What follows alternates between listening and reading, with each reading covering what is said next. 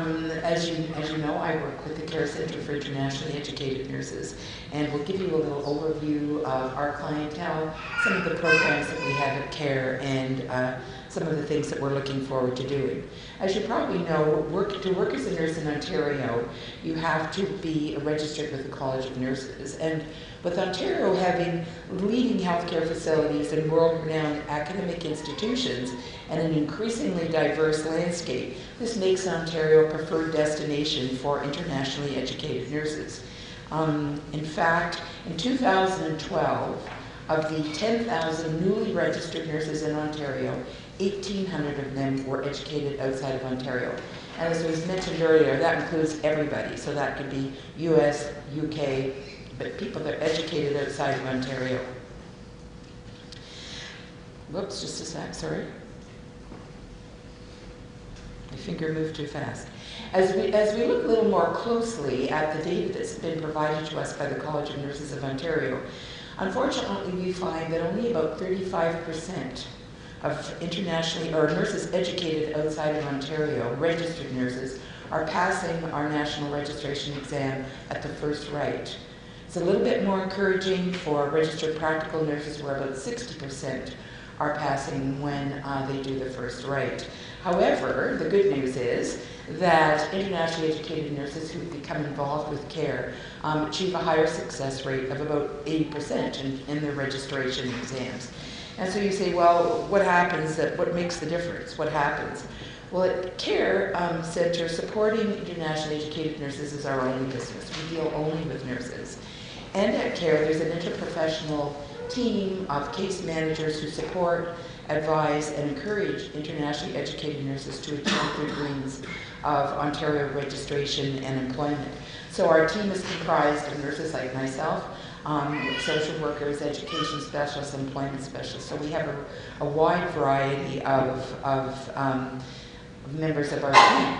This gives you an overview of our case management model, which is really a holistic approach that managers really work, our case managers work with our internationally educated members to address a variety of issues, professional, social, interpersonal issues, all the kinds of issues that are involved in helping them settle into their profession and into their new lives in Ontario.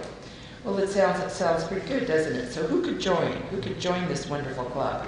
Well, in order to be a member to join Care, an internationally educated nurse must have received an eligibility letter from the College of Nurses of Ontario. That's a letter that the internationally educated nurse gets regarding the assessment that's been done of their academic history, their credentials, and their work history. They have to fall into one of these immigration statuses: a permanent resident, a landed immigrant, a convention refugee, a Canadian citizen, or a living caregiver who has made application for permanent residence status. And they have to have a Canadian language benchmark assessment of 7, or have completed an IELTS and achieved 6.8 in all domains. Membership in Care gives the internationally educated nurse access to a wide range of programs and services, as well as an unlimited access to case manager support. And I may as well tell you, because someone will ask me, the membership is $150, and that's for life. Once we get you, we keep you forever. So how do IENs do who choose to join Care? Well, in 2012-13, 251 Care IENs became registered in Ontario. That was 148% of our projected target. And 146 Care IENs became employed in Ontario, and 99% of our target. So what do we do at Care that helps folks achieve these kinds of outcomes? Well, Care programs prepare IENs to address all the barriers, not all the barriers, but to address barriers associated with registration, which is a key issue, communication, we've heard a lot about how important that is, employment, of course, integration, and settlement. And so we look at most members who come to our door are coming because they're preparing to write the registration exam, or hoping to write it. You may be aware that in January of this year, 2013, there were significant changes made to the registration requirements to become a nurse in Ontario. One of the most significant changes was occurred in the area of academic equivalency determination. So one of the roles of the College of Nurses of Ontario is to determine whether an internationally educated nurse's education is equivalent to that of a nurse educated in Ontario. And in order to be fair, and in order to give people maximum opportunities, this is for RNs, those RNs for whom it was determined their education has some deficiencies, there's now an additional assessment process called an OSCE, which some of you may be familiar with. It's an objective structured clinical assessment. This has been introduced in order to give RN applicants an opportunity to demonstrate competency mastery. This is a very high risk, a high stakes rather experience for them, so you can imagine how time consuming and anxiety provoking this can be. Previously, applicants had to have practiced nursing or had been a student within 5 years of becoming registered. That time has now been reduced to 3, so the clock is ticking. An additional exam was added to test the applicant's knowledge regarding the healthcare system in Ontario. Fluency tests were reduced in numbers, and a deadline was imposed in which nurses had to complete their registration within 2 years. If we look at the one that's most important, as I say, or the one that most of our clients are coming with the greatest concern. Obviously, if you don't become registered, then everything else is moot. So what do we do? This is like turning the lights on and off. So case managers really help the internationally educated nurse navigate the system. They help them interpret the communication that they receive from the College of Nurses. And based on the direction from the College of Nurses, the individual goals of the nurse themselves, a comprehensive gaps assessment that we do, the case manager and the internationally educated nurse develop a customized action plan that will help them achieve not only their goal of registration, but position them well for that, but will also ensure that they will be a competent and capable practitioner. Communication, time and time again, I don't think we can say this often enough, because our experience is exactly the same as my colleague. The last person who can really accept the fact that they need to really work on language skills are the IN themselves.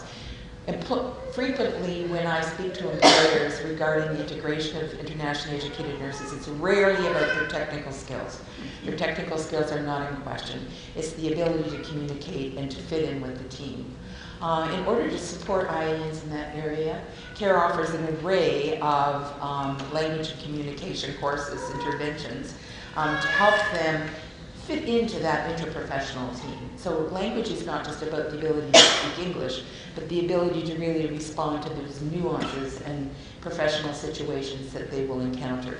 So we have a robust a series of communication workshops. We also help our members prepare for IELTS, and we've recently introduced an enhanced communication course to help them prepare for the ever-dreaded OSCE. When we look at employment, what's happening with employment? The employment trends in Ontario really indicate that there's an increase in job opportunities for registered practical nurses across practice environments. And actually, this is rather encouraging because many of our members who were registered nurses in their country of origin choose to start their careers in Ontario as registered practical nurses with an ultimate goal of becoming an RN. So this is a kind of good news, bad news, but it really is good news for most of our members. When we look at how we help our members in terms of employment, we really have recently established some collaborative arrangements with employers where we help our members seek appropriate employment while they're going through the journey. So we try to keep them in the healthcare industry so they begin to develop a familiarity with the industry, get a sense of what's going on. So we've had the opportunity to guide them towards unregulated positions. As we were developing the action plan incorporates not only those courses that help fill knowledge gaps, but also those that will prepare our members well to be competitive in the job market. I feel like I'm on fast forward here. An ongoing challenge, of course, is the successful integration of internationally educated nurses and internationally educated professionals in general into their particular industry. We work tirelessly with our own members, with educators, and with employers to try to develop tools, organizational processes, and supports that will facilitate the successful integration of these highly skilled internationally educated nurses into our health environment in Ontario, from which only we as Ontarians can benefit. I don't think I probably need to say a whole lot about settlement, and that I'm speaking to people from settlement agencies. But just to let you know that our case managers, generally speaking, our case managers are immigrants themselves.